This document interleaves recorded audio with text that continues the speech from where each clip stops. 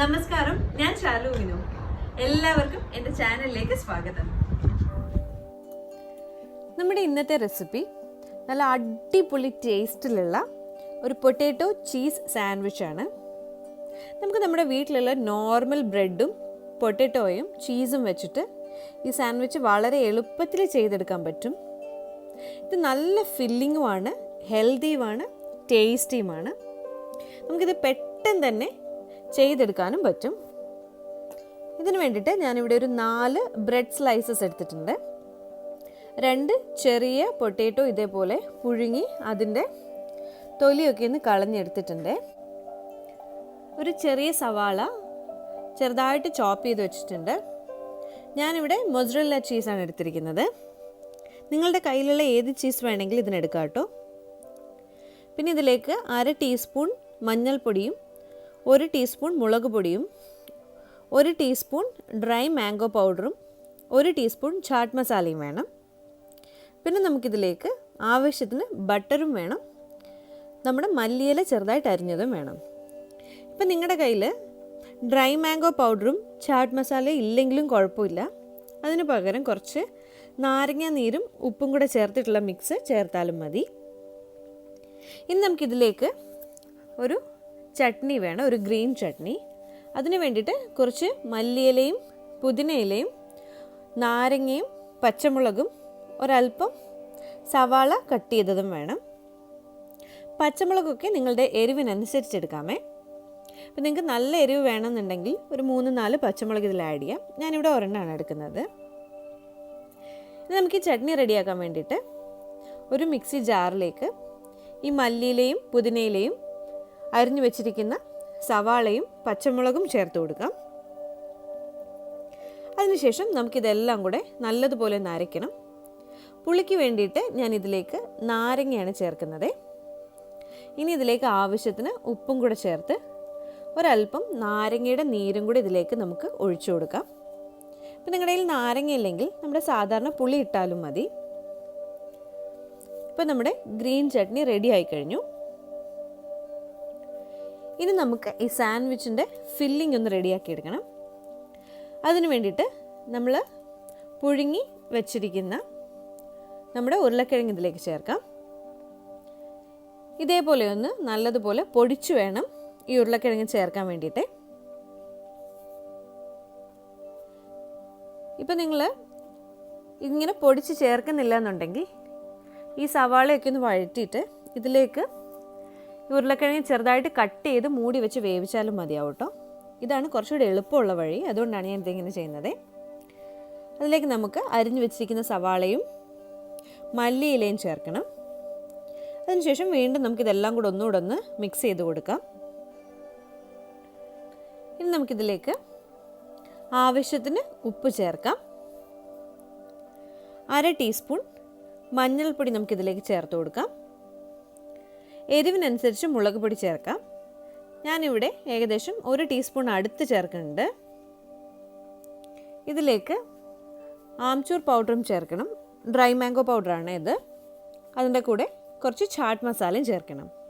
ഇത് രണ്ടും ഓരോ ടീസ്പൂൺ വീതം ഇട്ട് കൊടുത്താൽ മതിയാവും. ഇനി നമുക്കിതെല്ലാം കൂടെ നല്ലതുപോലെ ഒന്നുകൂടെ ഒന്ന് മിക്സ് ചെയ്തെടുക്കാം. അപ്പം ഞാൻ പറഞ്ഞ പോലെ നിങ്ങളുടെ കയ്യിൽ ചാട്ട് മസാലയോ ഡ്രൈ മാംഗോ പൗഡറോ ഇല്ലെങ്കിൽ ഇപ്പോൾ ഈ പൊട്ടാറ്റോയും ഓനിയനും നമ്മുടെ മല്ലിയില എല്ലാം കൂടെ മിക്സ് ചെയ്തിട്ട് ഇതിലേക്ക് ആവശ്യത്തിന് ഉപ്പും ഒരല്പം നാരങ്ങ നീരും കൂടെ ചേർത്ത് കൊടുത്താലും മതിയാവേ. ഒരു പുളിക്ക് വേണ്ടിയിട്ടാണ് അങ്ങനെ ചെയ്യുന്നത്. ഇപ്പോൾ ഇതെല്ലാം ഞാൻ നല്ലതുപോലെ ഇതേപോലെ മിക്സ് ചെയ്തെടുത്തിട്ടുണ്ട്. നമ്മുടെ ഫില്ലിങ്ങും റെഡിയായി കഴിഞ്ഞു. ഇനി നമുക്ക് സാൻഡ്വിച്ച് റെഡിയാക്കാൻ വേണ്ടി 2 ബ്രെഡ് സ്ലൈസ് എടുത്തിട്ട് ഓരോന്നിലും നമുക്ക് ഗ്രീൻ ചട്നി ഓരോ സ്പൂൺ വീതം വച്ചു കൊടുക്കാം. ഇനി നമുക്കിത് നല്ലതുപോലെ ഒന്ന് സ്പ്രെഡ് ചെയ്യണം. ഇതെല്ലാ ഭാഗത്തേക്കും എത്തുന്നത് പോലെ ഈവനായിട്ട് ഇതേപോലെ സ്പ്രെഡ് ചെയ്തെടുക്കണം. ഇനി നമുക്ക് ഒരു ബ്രെഡ് സ്ലൈസിന് മേലെ നമ്മൾ റെഡിയാക്കി വെച്ചിരിക്കുന്ന ഫില്ലിങ് വെച്ചു കൊടുക്കാം.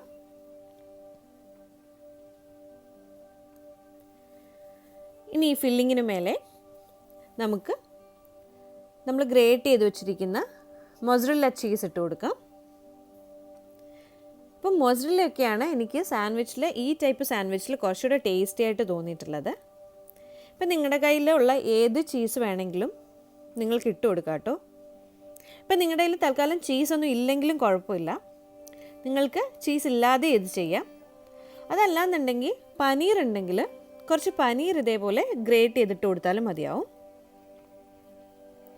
ഇപ്പം ഞാൻ ഇതിന് മേലെ ചീസ് ഇട്ട് കൊടുത്തിട്ടുണ്ട്. ഇനി നമുക്ക് ഈ ബ്രെഡിന് മേലെ ബട്ടർ ഒന്ന് സ്പ്രെഡ് ചെയ്ത് കൊടുക്കണം. അതിന് വേണ്ടിയിട്ട് ഞാൻ രണ്ടാമത്തെ ബ്രെഡ് സ്ലൈസ് എടുത്തിട്ട് നമ്മൾ അതിൻ്റെ ചട്നി തേക്കാത്ത ഭാഗം ഇതേപോലെ ബട്ടർ ഈവനായിട്ടൊന്ന് സ്പ്രെഡ് ചെയ്ത് കൊടുത്തിട്ടുണ്ട്. ഇനി ഇതേപോലെ തന്നെ ഇത് നമുക്കൊന്ന് തിരിച്ചിട്ടിട്ട് മറ്റേ ഭാഗം കൂടെ ബട്ടർ ഒന്ന് സ്പ്രെഡ് ചെയ്ത് കൊടുക്കണം.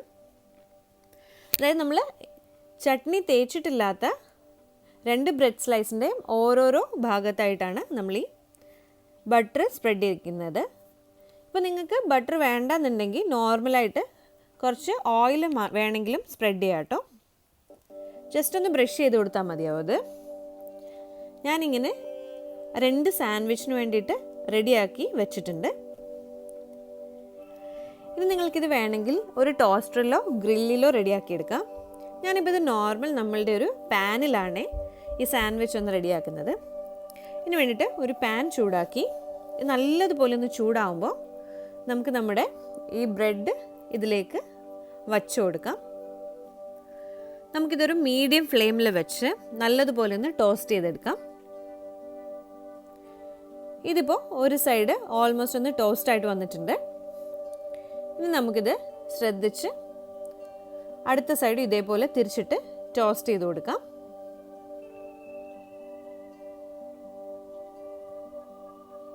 ഇപ്പോൾ കാണാം ഒരു സൈഡ് നല്ലതുപോലെ ടോസ്റ്റ് ആയിട്ട് വന്നിട്ടുണ്ട്. നമുക്ക് ഇതേപോലെ തന്നെ അടുത്ത സൈഡും ടോസ്റ്റ് ചെയ്ത് കൊടുക്കാം. ഇപ്പോൾ 2 സൈഡും റെഡി ആയിട്ടുണ്ട്. നമ്മുടെ ഒരു സാൻഡ്വിച്ച് പെർഫെക്റ്റ് ആയിട്ട് വന്നിട്ടുണ്ട്. ഇതേപോലെ തന്നെ നമുക്ക് അടുത്ത സാൻഡ്വിച്ച് റെഡിയാക്കിയെടുക്കാം.